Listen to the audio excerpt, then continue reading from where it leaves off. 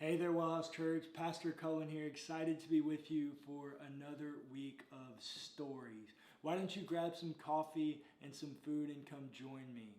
We're starting a new story series today, and it's specifically for Advent. And if you don't know, Advent is one of the things that we do for several weeks leading up to Christmas to focus our mind on Jesus, focus our minds and our hearts on the gift that is Jesus. And that's why I've affectionately titled this story series, The Gift, because we're in this holiday season and we're always thinking about generosity and gift giving.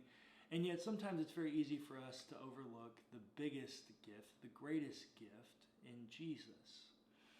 And so I wanted to do this story series, and while I was thinking about it and thinking about the idea of gifts in the holiday season and all of that, all the things that entails, something that I remembered was one of my favorite childhood Christmas memories is when I got one of the greatest gifts I can ever remember.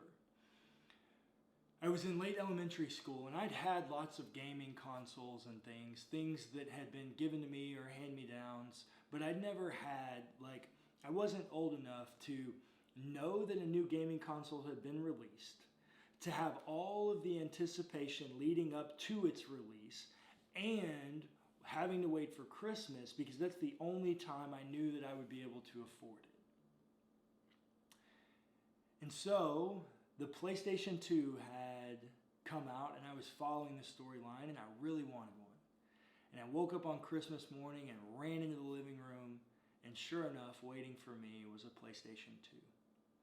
And it was a great moment of joy for me, obviously, as you might imagine. A kid who's never wanted something more than that, and it's given to me. But something that puzzles me as I think back on it now, the PlayStation 2 was a gift that I wanted. It was something that I'd asked for my own personal and individual enjoyment. And yet, the PlayStation came with 2 controllers. And I think that the value of that is that we should remember that there are some gifts that are worth sharing. There are some gifts that keep on giving, not just to you personally as your own enjoyment, but there are certain gifts that keep on giving in a reciprocal way, a reciprocity of sorts, that you share this gift with those around you. And I really think this is what Paul is getting at with his language of Jesus as the gift. Now, something you have to understand, and I walk out a little bit more on tomorrow's episode of A Closer Look, so make sure you tune in for that. But in the Greek language, the language of the New Testament, grace and gift are the same word. Because grace fits in the larger metaphorical construct of gift. And so what does it mean that grace is a gift? Well, for context, in Galatians chapter 2, Paul enters into a discussion with Peter. And basically the two sides of the argument is that Peter wants to Christianize Judaism. And Paul says, no, it's not Judaism anymore. It's something new. It's something different. And this is all hinging on this language of the Torah, the epitome of Judaism, the thing that everybody lives their life according to. And so Paul says, no, it's not by the works of the law. That's not what we're doing here. That's not what justifies us. The ultimate covering for the sin guilt that is in our narrative. Justification is the covering of that guilt. And so they're discussing how that happens. And Peter says it's by works of the law. And Paul says, no, it's not that at all. It's actually this. For through the law, I died to the law, so that I might live to God. I've been crucified with Christ. And it is no longer I who live, but it is Christ who lives in me. In the life I now live in the flesh, I live by faith in the Son of God, who loved me and gave himself for me.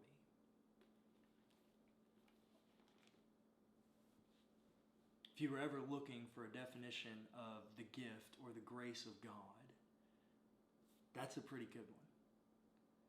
The gift is that Christ, the Son of God, loved me and gave himself for me. That he did that. That the gift is this sacrificial element of God himself taking on our debt in order to pay our own debt. He did everything for us. This is the gift. And actually, it's a gift that keeps on giving. Let me show you. Verse 21. I do not nullify the grace of God, for if justification comes through the law, then Christ died for nothing. So what Paul says is that the grace comes through Christ, that Christ is the gift that we've been given for justification. And his argument is that if justification comes through the law, then Christ died for nothing. That's the gist of the argument. The reason that I think it's important for our conversation today is because the motive for Paul and Peter in their positions are very different. Peter still wants some level of an exclusionary Judaism faith.